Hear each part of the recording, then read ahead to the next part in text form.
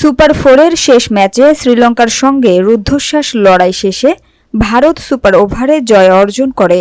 বামহাতি পেসার আর্শদীপ সিং মাত্র 2 রান খরচায় 2 উইকেট নিয়ে ভারতকে জয়ের পথে নিয়ে যান।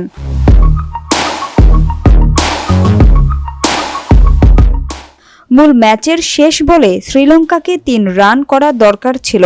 দানুশ সানাকা শট খেললেও আর্শদীপের ফিল্ডিং মিসে তারা মাত্র 2 রান পায়। ফলে ম্যাচ গড়ায় সুপার ওভারে। প্রথম বলেই কুশল পেরারা আউট হন। এরপর সানাকা ক্যাচ দিয়ে ফেরেন। মাত্র 2 রানে থেমে যায় শ্রীলঙ্কা। জবাবে ভারতের প্রয়োজন ছিল 3 রান, যা প্রথম বলেই সূর্যকুমার যাদব করেন এবং দলকে জিতিয়ে দেন।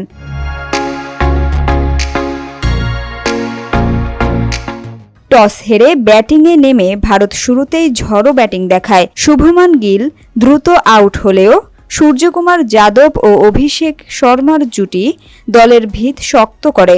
শর্মা 31 বলে 61 রান করেন। পরে তিলক ভার্মা ও সঞ্জু স্যামসনের 41 বলে 66 রানের জুটি দলকে শক্ত অবস্থানে নিয়ে আসে। তিলক 34 বলে 49 এবং অক্ষর 15 বলে 21 রান অপরাজিত থাকেন।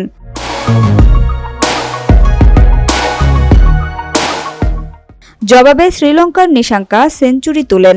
58 বলে 107 রানে দলকে জয়ের লড়াইয়ে রাখেন। তবে শেষ ওভারে শ্রীলঙ্কার দরকার ছিল 12 রান। শেষ বলে 2 রান হওয়ায় ম্যাচ গড়ায় সুপার ওভারে, যেখানে ভারতের হাসি ফুটে ওঠে।